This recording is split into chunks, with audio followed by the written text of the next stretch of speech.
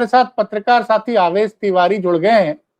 आवेश तिवारी के ट्वीट ने जो तहलका मचाया है, इन्होंने सौरव दास जो कि ब्लू आइड बॉय हैं, या ये कहिए बेसिकली सौरव दास मुझे लगता है थिंक टैंक है। अभिजीत दीप के थिंक टैंक नहीं हो सकते। ये मेरा अपना 58 साल की उम्र में होने वाली है और मैं मीडिया में 35-36 सालों से हूं। ब्रेन बिहाइंड से बहुत से लोग आएंगे पर्दे के पीछे से, और इन्होंने मुखौटा बनाया अभिजीत दीप को, क्योंकि अमेरिका में बैठे हुए थे, पहली बात। दूसरी बात जो आजकल सबसे अच्छी बात है, लीडरशिप किसी दलित को थमा दो।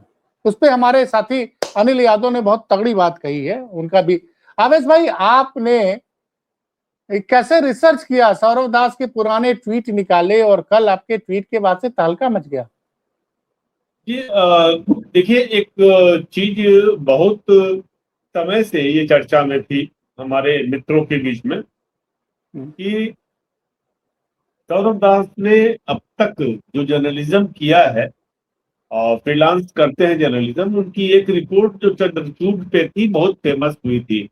चंद्रचूड़ पे जो उन्होंने रिपोर्टिंग की थी कारवां मैगजीन में। जी हाँ।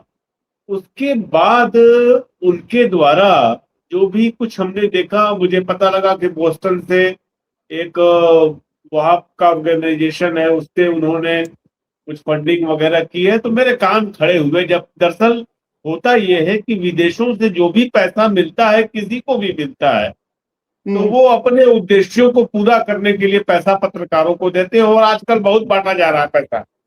तमाम फॉरेन फंडिंग एजेंसियां जो है युवाओं को पैसे बांट रही है कि तुम हमारा एजेंडा चलाओ हिंदुस्तान में। बिल्कुल बिल्कुल बिल्कुल। तो इस बात से मेरा थोड़ा सा मन वो हुआ। और एक दूसरी एक कंपनी है मिकेंजी। मिकेंजी जानता हूं मैं।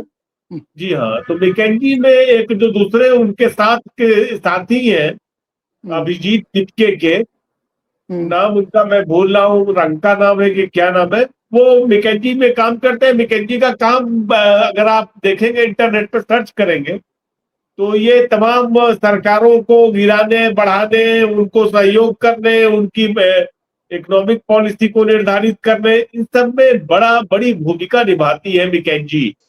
तो उसमें सेवा देते हैं वो अपनी। नमस्ते सर। नमस्कार सभी को। तो एक बात तो स्पष्ट हो गई कि ये सारे के सारे लोग जो है वो भारतीय जड़ों से नहीं जुड़े हुए हैं। इनके पीछे जो है तमाम एजेंसियां काम कर रही है। ये बात साफ नजर आ रही है, साफ दिख रही है।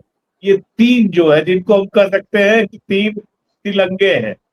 दूसरी बात, अब आज का कार्यक्रम में था, वहां पे मैं करीब 4 घंटे रहा, और मैं ये 2-4 चीजें जो देख रहा था, वो देख करके मुझे लगा कि ये देखिए, एक बात तो सच है कि मुख्य धारा की मीडिया वहां पे नहीं थी, जिसको कथित मुख्य धारा कहते हैं, और उसका होना भी नहीं था, उसको होना भी नहीं था पठन जी वहां पे, क्योंकि गवर्नमेंट के अगेंस्ट कुछ भी होगा वो नहीं रहेगी।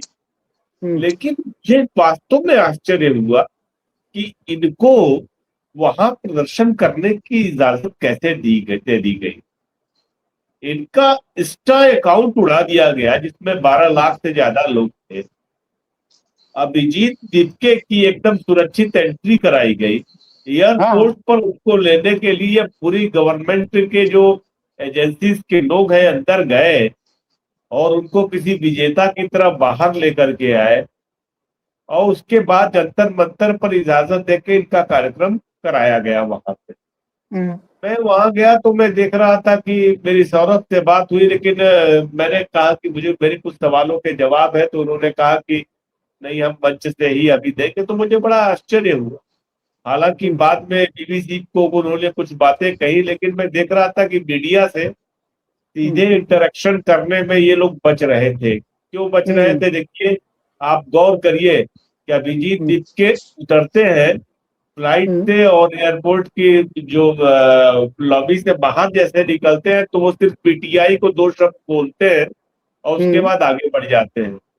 तो अब तक जिनको इन्होंने इंटरव्यू दिया है, मैंने तो एक पूरी लिस्ट बनाई है, जिसमें कि एक अजीत अंजू भी है, वो भी खैर टीवी से की दुनिया से आए हुए हैं। उसके अलावा इन्होंने बड़े बड़े ब्रांड, बड़े बड़े नाम के लोगों को ही दिया है, जिसमें कि आपके नेटवर्क 18 इंग्लिश, बीबीसी हिंदू। तो ये इनका समझ में आ गया है कि ये क्लास क्या है, किस क्लास को बिलोंग करते हैं, किस क्लास की ओर जा रहे हैं। दूसरी चीज कि आज के कार्यक्रम में मैं देखा 5-5.5 हजार की भीड़ होगी, अधिकतम 5-5.5 हजार लोगों से ज्यादा की भीड़ नहीं थी। और उसमें भी 700-800 यूट्यूबर्स थे खाली, हाँ, ये केवल बात तो यूट्यूबर्स जो वीडियो बनाने आए थे। और 500 के करीब पुलिसकर्मी रहे होंगे, 500 से 700 के आसपास। और जो लोग थे वहां पे, उनमें बहुत बड़ी संख्या, मेरे पास इंटरव्यूज है कुछ, जो लोगों से बातचीत है। एक सेकंड होल्ड करेंगे। तो एक बड़ी तादाद उन लोगों की थी आलोक जी, जो किसी न किसी यूट्यूब चैनल से जुड़े हुए हैं, वो थे। लेकिन मैंने वहां पे आरएसएस के लोग बहुत बड़ी संख्या में देखे। हाँ, ये राइट विंगर्स, बहुत राइट विंगर्स दिखे। मैं भी तमाम चीजें स्कैन कर रहा था। मैं फिजिकली तो वहां नहीं था, और पूरी मैं आरएसएस था ने अपनी मशीनरी। मैं था वहां आप तो पे। थे, आप तो दिल्ली में है साहब, मैं लखनऊ से थोड़ी वहां पाऊंगा। लेकिन मैं वहां पे लेकिन आरएसएस के तमाम लोग मौजूद थे। और आरएसएस के ये तमाम लोग, उसमें से कुछ लोगों से मेरी बात हुई, उन्होंने कहा हम इस पूरे मूवमेंट का सपोर्ट करते हैं। मुझे बड़ा आश्चर्य हुआ, लेकिन हम ये नहीं चाहते हैं कि ये हमारे प्रधानमंत्री या आरएसएस का विरोध करें।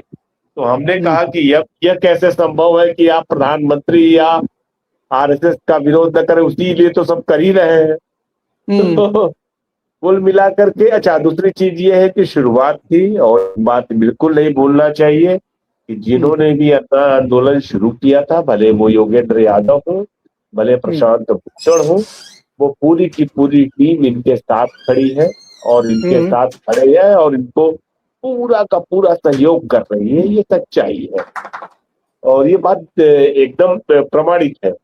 आप पूरा पैटर्न जब देखेंगे इनके आगे पीछे का, तो मुझे ये समझ में आता है कि ये बिल्कुल उसी राह पे है जिस राह पे इंडिया अगेंस्ट करप्शन था।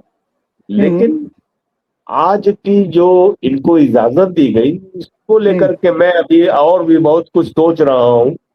शायद भारतीय जनता पार्टी ने इनको इजाजत देकर के अपनी मुसीबत कम कर ली, मुझे ऐसा लगता है। अगर इजाजत नहीं देती तो ये ज्यादा सोशल मीडिया पे हल्ला होता। इजाजत दे दी तो हल्ला कम हुआ है बीजेपी पर, क्योंकि मैं देख रहा था बहुत सारे लोगों से, मैं कहीं पर भी एक पोस्टर नहीं दिखा कि प्रधानमंत्री नरेंद्र मोदी को इस्तीफा देना चाहिए या लेकिन नारे उनको तो लग रहे जवाबदेही थे। बनती। लेकिन नारे तो सुन रहा था मैं, कुछ इस्तीफा कुछ दो, नारे मोदी आप इस्तीफा। जरूर सुने, कोई एक पोस्टर कार्ड मुझे नहीं दिखा। मुझे धर्मेंद्र प्रधान के इस्तीफे को लेकर के 2-4 लोगों ने बोला। लेकिन एक बात सच है कि इस देश का युवा बड़ा भोला है। ऐसे लोग मिले मुझे, जो नॉर्थ ईस्ट से थे, तमाम जगहों से थे, जो कह रहे थे कि राजनीति बदलनी चाहिए, और इसलिए हम इनको सपोर्ट कर रहे हैं। हमको ऐसा व्यक्ति चाहिए जो जवाबदेह बने, और इस देश में जवाबदेही की बहुत कमी है आलोक जी। बहुत कम लोग ऐसे हैं कि जो युवाओं के प्रति, हाशिए के लोगों के प्रति कोई जवाबदेही स्वीकार करे या उसको माने। एक एनएसयूआई के प्रेसिडेंट का इंटरव्यू किया हमारे, हम लोग, आप भी जानते हैं, हम लोग के मित्र श्री कुमार मिश्रा। उन्होंने कहा कि हम प्रदर्शन करना चाहते थे, दिल्ली पुलिस ने इतनी शर्तें थोप दी कि हम लोग पीछे हट गए। पहले तो परमिशन नहीं दिया, जब परमिशन दिया तो इतनी शर्तें थोप दी कि हमको लगा कि हमारे प्रदर्शनकारियों पे, जो बेचारे परेशान हैं पेपर लीक से, उन पे कहीं इतना मुकदमा ना हो जाए कि बेचारों कैरियर में चौपट हो जाए। और ये भी तस्वीरें देख रहा हूँ कि जब भी एनएसयूआई प्रदर्शन कर रही है तो उन पे पानियों की बौछार की जा रही है। और उत्तर प्रदेश में देख रहा हूँ कि जो भी छात्र आंदोलन हो रहा है, अगर मान लीजिए सपा के लोग उनको सपोर्ट कर रहे हैं तो उनको अरेस्ट कर लिया जा रहा है, और तमाम तरह की चीजें की जा रही है। और यहाँ चुपचाप एकदम दामाद की तरह ट्रीटमेंट, ये तो मैं समझ के परे है भाई, कि आप जाके परमिशन एयरपोर्ट के अंदर दे रहे हैं। बिल्कुल बिल्कुल। और खैर, उत्तर प्रदेश की बात हम करेंगे कि समाजवादी पार्टी वैसे आंदोलन नहीं कर रही है जैसे करना चाहिए। बहुत उम्मीद समाजवादियों का तो पूरा इतिहास, आंदोलन का इतिहास रहा है। आलोक जी, आपको क्या बताना, नहीं आपको नहीं, आप वो आपकी बात सही है, लेकिन जितने भी आज भी प्रयागराज में जो भी आंदोलन हो रहा है उसमें कहीं ना कहीं समाजवादी छात्रों की, मतलब छात्र सभा की बिल्कुल भूमिका है। बिल्कुल बिल्कुल हो रहा है। लेकिन एक बात और भी है कि जब नेतृत्व जमीन पर उतरेगा तो उतरेगा। लेकिन हाँ, यह भी सच है कि देश के सभी राज्यों में इस वक्त नीट की धांधली को लेकर के आंदोलन हो रहे हैं। भले भले वह छत्तीसगढ़ का दुर्ग हो, बिलासपुर हो, भले आप इधर चले आइए हरियाणा में। आज देखा गया कि देख रहा था मैं दीपेंद्र हुड्डा। कि दीपेंद्र हुड्डा पर किस तरह से पानी की बौछार उनको, जैसे कि उन पर उनको गिराने के लिए की जा रही हो। तो सरकार का दमन जारी है। और एक बात बताएं कि ये जो पूरा नीट का घोटाला है ना, इस गड़बड़ी बड़ी मुसीबत पैदा कर दी है सरकार के लिए। और मुझे लगता है अच्छा कि आज नहीं तो कल धर्मेंद्र प्रधान जो को इस्तीफा देना ही पड़ेगा। बहुत प्रेशर लेकिन में है ये गवर्नमेंट।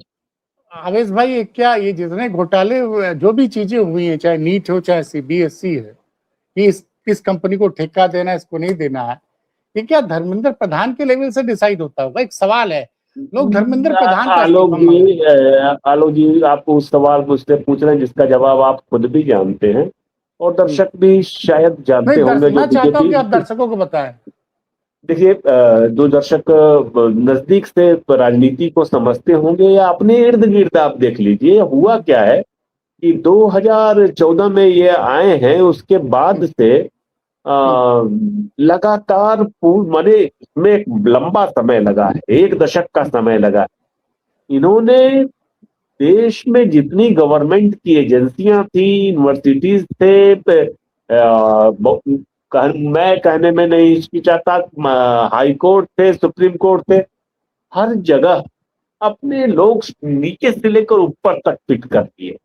और दरअसल हाँ ये बिल्कुल, वो तो साफ दिख रहा है, साफ नजर आता है। तो जब आप जो कैपेबल लोग हैं उनको छोड़ करके एक तरह के मंतव्य, एक तरह के विचार वाले, अब आप सोचिए, मुझे याद है कि कल मैं एक वाइस चांसलर से बात कर रहा था। हमने उनके विश्वविद्यालय में नियुक्तियों को लेकर के कहा, तो उन्होंने कहा कि आप जानते ही हैं कि इस वक्त नियुक्तियां कैसी कैसे हो रही हैं। मतलब कि ये तय है कि अगर आप आरएसएस के, विश्व हिंदू परिषद या बीजेपी के बैकग्राउंड से नहीं आते हैं, आप किसी लेफ्ट की विचारधारा के या किसी प्रोग्रेसिव या फिर कांग्रेस की विचारधारा के हैं, विपरीत राजनीतिक विचारधारा के हैं, तो आपके लिए कोई अवसर नहीं है। और यह सच्चाई है। कुल मिलाकर के यही एक वजह ही रही है परीक्षा के पेपर लीक होने की। अब आपको हम बता देते हैं, चलिए आज पहली बार दर्शकों को आपके शायद नई जानकारी मिलेगी, मैं जानकारी दे देता हूं। देखिए कैसे चैन जुड़ता है।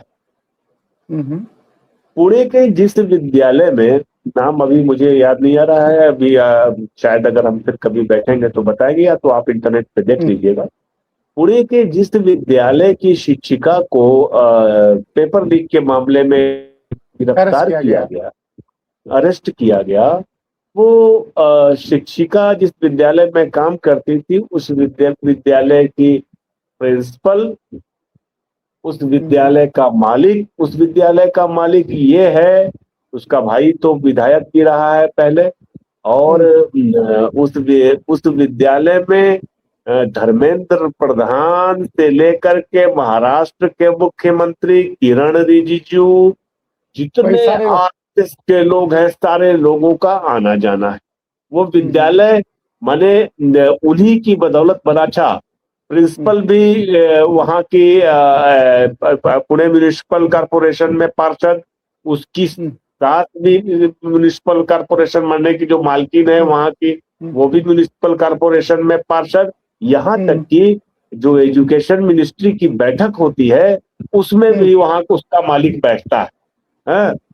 और जो एक बड़ा बहुचर्चित केस रहा, मैं भूल रहा हूं, जिसमें कि सुधा भारद्वाज और अन्य लोगों की गिरफ्तारी हुई।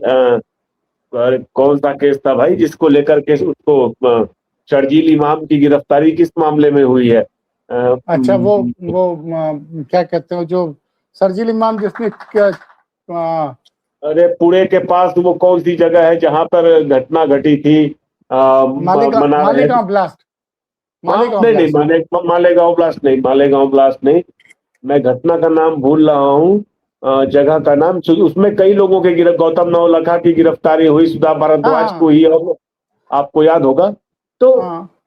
उस विद्यालय के मालिक का सगा भाई उसमें हम्म, वो रहा है, आरोपी रहा है, क्योंकि उसमें आरएसएस की भूमिका बताई गई थी कि जिन्होंने वहां पर मार पिटाई की थी, बवाल करने की कोशिश की थी।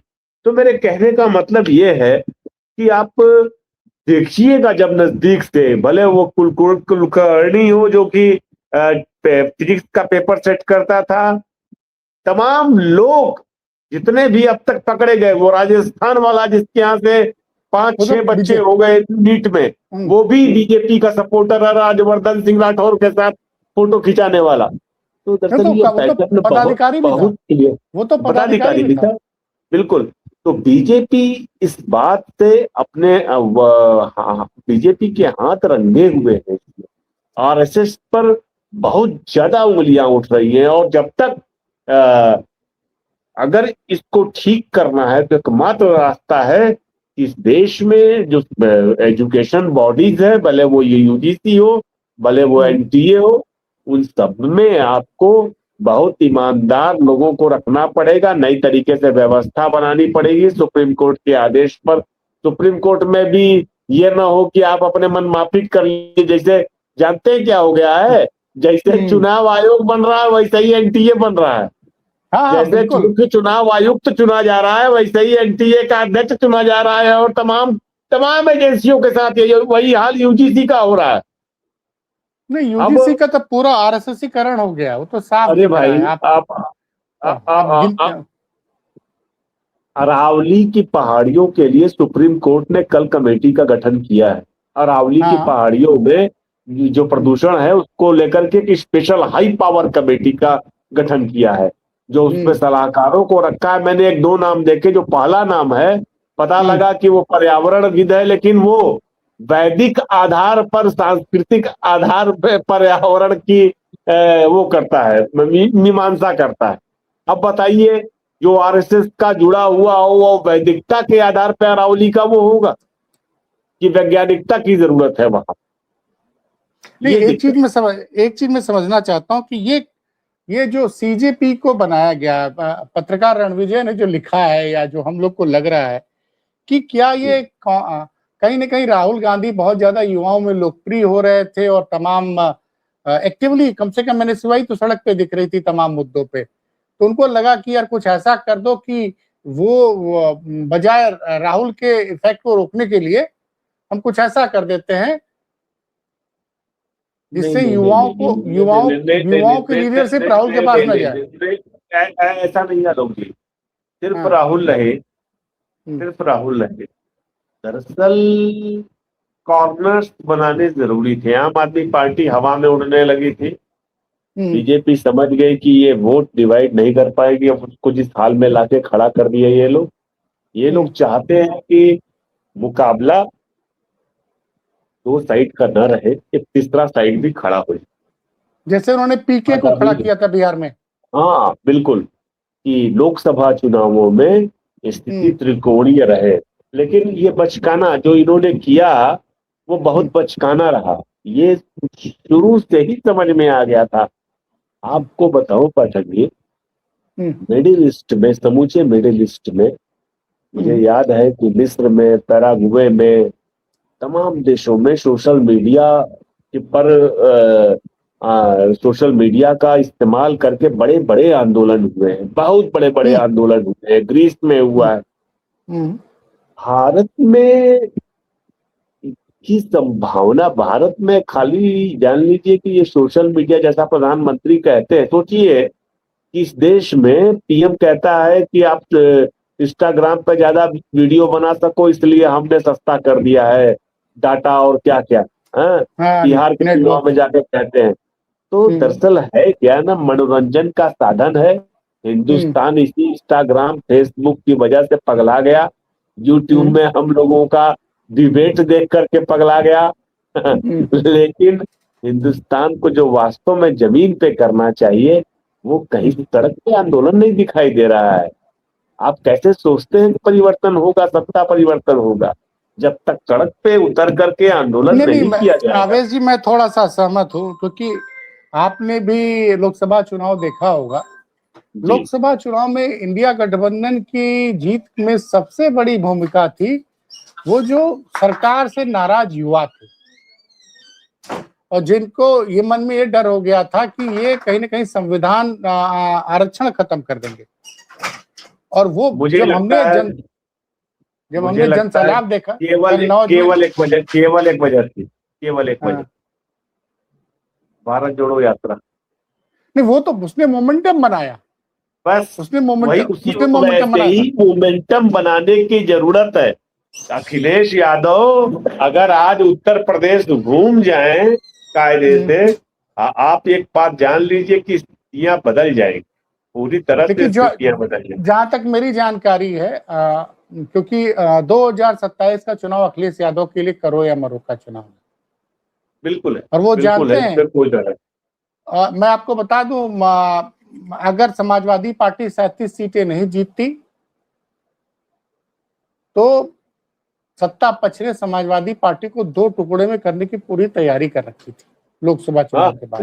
बिल्कुल सच है, बिल्कुल सच है। और ये भी एक इतिहास का सच है कि शिवपाल जी 2019 में अलग होकर लड़े थे, जिसका नुकसान उठाना पड़ा था सपा बसपा गठबंधन को। जी, तो जी, उनको पता है कि और वो, मैं बता रहा हूं, जिस दिन वो केदारेश्वर महादेव मंदिर का प्राण प्रतिष्ठा की समाप्त होगी, पूर्ण होगी, माफ कीजिएगा, पूर्ण पूर्ण होने जा रही है सावन के सोमावती अमावस्या में, उसके बाद से वो निकलेंगे, क्योंकि वो जानते हैं कि सितंबर के ऑनवर्ड्स वो प्रचार में निकलेंगे और लगातार 6 महीने तक पूरे उत्तर प्रदेश का दौरा करेंगे। और उम्मीद है कि राहुल गांधी भी बीच बीच में, और इंदिरा गांधी वगैरह सब लोग, माफ कीजिएगा, प्रियंका जी वगैरह सब लोग जुड़ते रहेंगे। अभी क्या है, गर्मी बहुत ज्यादा है और वो नहीं चाहते हैं। एक चीज तो ये भी सच है कि जिस तरह से विपक्ष के नेताओं को उत्तर प्रदेश में फंसा फंसा के जेल भेजा जा रहा है, तो इसको भी तो देखना है। बिल्कुल देखना आप है, और जो जो आप परिस्थितियां हैं, लेकिन एक बात ये जान लीजिए कि जब कभी दमन होता है तो दमन का विरोध करना भी जरूरी है, और विरोध नहीं हो रहा है इसलिए दमन और बढ़ रहा है। नहीं नहीं, ऐसा दमन तो नहीं का है। जब विरोध, भी आप देखिए ना, जब तमाम जगह पे निशा विश्वकर्मा वाली जिस तरह से बेरहमी से जान ली गई, तमाम ओबीसी और एससी एसटी पे या ब्राह्मणों पे कुछ भी हो रहा है, तो सबसे पहले समाजवादी पार्टी खड़ी हो रही है और उसमें प्रशासन को झुकना पड़ रहा है। और आज तो बिल्कुल करना चाहिए। समाजवादी पार्टी का डर ये है, मैं बताऊं अभिष भाई, कि जो जो बिंद लड़के की इनकाउंटर में मारे जान ली गई गाजीपुर में, अब उसका दर्द उनको दिखाई दे रहा है, संजय निषाद को, क्योंकि उसकी बीवी चिल्ला चिल्ला के कह रही है कि हमारे आदमी को हमारे सामने पकड़ के लेके लोग और जंगल ले जाके मार दिए। बहुत माने उत्तर प्रदेश की स्थिति ऐसी हो गई है कि हम्म। क्या बताया जाए, लेकिन अब वही है कि देखिए, सोच के देखिए कि ओबीसी, दलित, मल्लाह, ये सब अब बीजेपी के कोर वोटर हो गए हैं, जो कि कभी बहुजन समाज पार्टी के, समाजवादी पार्टी के वोटर लेकिन हुआ लेकिन करते थे। लोकसभा चुनाव में इन लोगों ने खुल के इंडिया गठबंधन के पक्ष में वोट दिया, ये भी तो सच है ना। सच है, बिल्कुल सच है, बिल्कुल सच और है, इसमें कोई दो राय नहीं है। बिल्कुल सच है, बिल्कुल सच है, नींद उड़ी हुई है ऐसा। बिल्कुल सच है। आप जमीन पे उतरिए, उत्तर प्रदेश में तो हालात बहुत बुरे हैं। मुझे तो ये भी बहुत लग रहा है कि हो सकता है कांग्रेस जनता पार्टी को ये लोग उतार दो उत्तर प्रदेश में चुनाव के लिए, क्योंकि मैं बार बार कह रहा था कि पीके अरे डैमेज भाई, करेगा। आलोक जी, आप गौर करिए, अखिलेश यादव पूरे आंदोलन का सपोर्ट कर रहे हैं कांग्रेस जनता पार्टी के, जबकि नहीं नहीं, उन्होंने वही सौरभ नहीं दास नहीं है कि योगी आदित्यनाथ की सरकार बनी तो प्रधानमंत्री को बधाई दे रहे थे। क्या बोले बताइए। तो देखिए, नहीं नहीं, वो सब। जो कमियां हैं उसको मानना पड़ेगा। हाँ, जो कमियां हैं उसको स्वीकारना पड़ेगा। बीजेपी बहुत तेजी से हवा बना रही है, कर रही है कि समाजवादी पार्टी, आम आदमी पार्टी और कांग्रेस साथ में लड़ेंगे। तो ये सब चीजें हैं, महत्वपूर्ण चीजें नहीं नहीं, हैं, इन वो पे तो ध्यान देना पड़ेगा। अब अखिलेश जी कुछ ट्वीट कर देते हैं, उसका लोग मतलब ले लेते हैं कि उन्होंने वो व्यंग कसा था बीजेपी वर्सेस सीजेपी। बड़ा ट्वीट तो इन्होंने किया है, उद्धव ठाकरे ने किया है भाई। वो ट्वीट बिल्कुल मतलब समझ के परे है। वो समझ के परे है। सही है। अगर विपक्ष यूपी में कामयाब नहीं हुआ आवेश भाई, तो 2029 तो सपना है।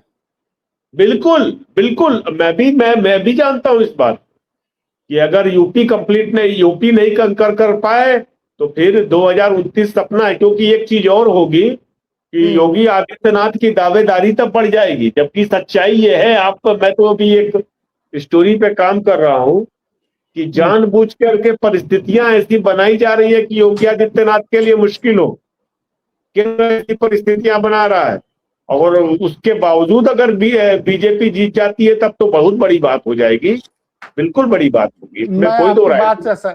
मैं आपकी बात से सहमत नहीं हूं।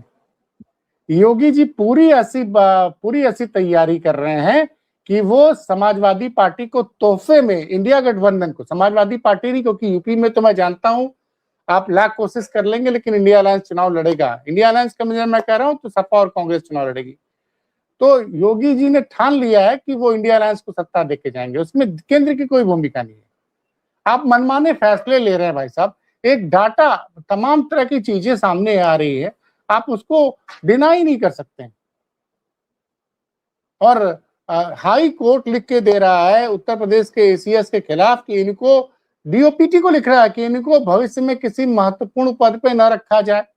ये हाई कोर्ट की पावर को कमतर आंक रहे हैं। ये हाई कोर्ट के जज ने लिखा है, दिवाकर ने, उसके बाद भी उनको उनकी कुर्सी से नहीं हटाया गया।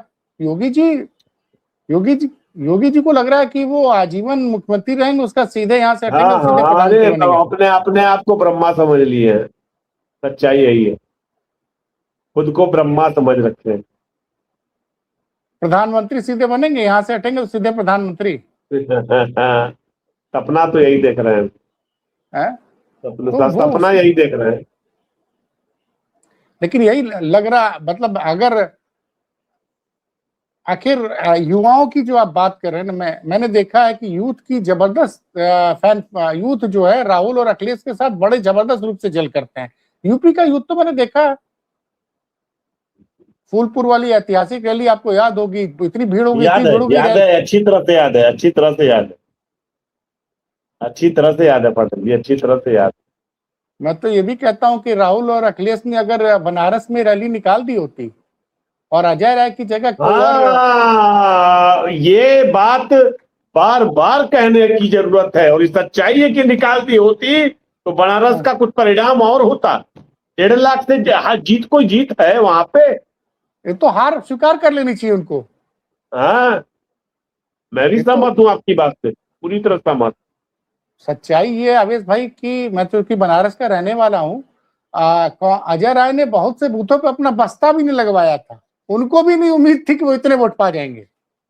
या एक चीज बताएं, सुनिए, जैसे बनारसी में कहे जे रहे वाला हो बनारस का ना, लोकल रहे वाला हो वहां का। बनारस में तो बहुत बड़ी संख्या में बाहरी लोग आकर रहने लगे ना, अलग अलग प्रदेशों के। अब और वो वोटर बन गए, सुनिए, वो वोटर बन गए, वो अपने अपने प्रदेश से आए, वहां पर विरोध झेल रहे थे सवर्णों का, तमाम जातीय तनाव जहां पर है वहां से छोड़, अच्छा वो आकर के यहाँ पर बदला लेने लगे, जो वहां झेले उसका बदला यहाँ से लेने लगे, यहाँ की जातियों से। अब बनारस जैसा शहर, देखिए आपको तो याद होगा, आलोक जी आपको क्या बताएं, आप सीनियर जर्नलिस्ट हैं, ये बात दर्शकों को जानना चाहिए, बनारस का एक बहुत बड़ा वामपंथी इतिहास रहा है। अरे शुरू से रहा है, कम्युनिस्टों का गढ़ रहा है। वो लेफ्ट के कैरेक्टर का रहा है बनारस। बनारस में जाति धर्म क्या भाई, वहां बाबा भोलेनाथ सबसे बड़ा धर्म है, वहां पे हिंदू मुस्लिम का कोई मतलब है नहीं है। गुजरातियों ने बनारस बसाया, बंगालियों ने बसाया, मुसलमानों ने बनारस बसाया, सबने मिलकर बसाया है उसको, मराठियों ने बसाया। तो कहने का मतलब यह है कि वहां पे जो हार है वो इस बार तो जैसे जैसे जीते, मुझे तो नहीं लगता है कि प्रधानमंत्री मोदी अगर यूपी इलेक्शन हार गए बीजेपी, तो वो बनारस से चुनाव लड़ेंगे। नहीं, अब तो बड़ा मुश्किल हो गया है, क्योंकि देखिए अब तो जो सबसे बड़ी बात हो गई है कि बहुत लोग इस डाटा पे डाउट करते हैं, लेकिन अगर जब जातिगत आंकड़े आएंगे तो उत्तर प्रदेश में सबसे बड़ी ज्यादा आबादी ब्राह्मणों की होगी, और बनारस का जो ब्राह्मण है ना, मैंने वो देखा, वो कितना बड़ा सेकुलर था, बाद में वो भाजपाई हो गया। भैया मैं फिर कह रहा हूँ कि बनारस का हाँ। जो रहने वाला मूल ब्राह्मण है, मैं बनारस का हूँ, हम हो ही नहीं सकते। हम लोगों का पूरा परिवार हमेशा से एकदम पूरी तरह से सेक्युलर रहा है। सेक्युलर का मतलब ये कि हम लोग जाति धर्म क्या जाने। हम लोग बनारस कोई शहर भर नहीं है, बनारस एक देश है, एक संस्कृति है। उस देश की संस्कृति अलग है। बनारसियत से बड़ा कोई धर्म है? कोई धर्म नहीं है बनारसियत से बड़ा। बनारसी होने से बड़ा कोई फक्र की बात है ब्राह्मण ठाकुर होना? नहीं, बनारसी होना सबसे बड़े फक्र की बात। ठीक है पाठक जी, मुझे जरा जाना है अपने कार्यक्रम में। आप ठीक समय लेना चाहूंगा। बहुत बहुत धन्यवाद।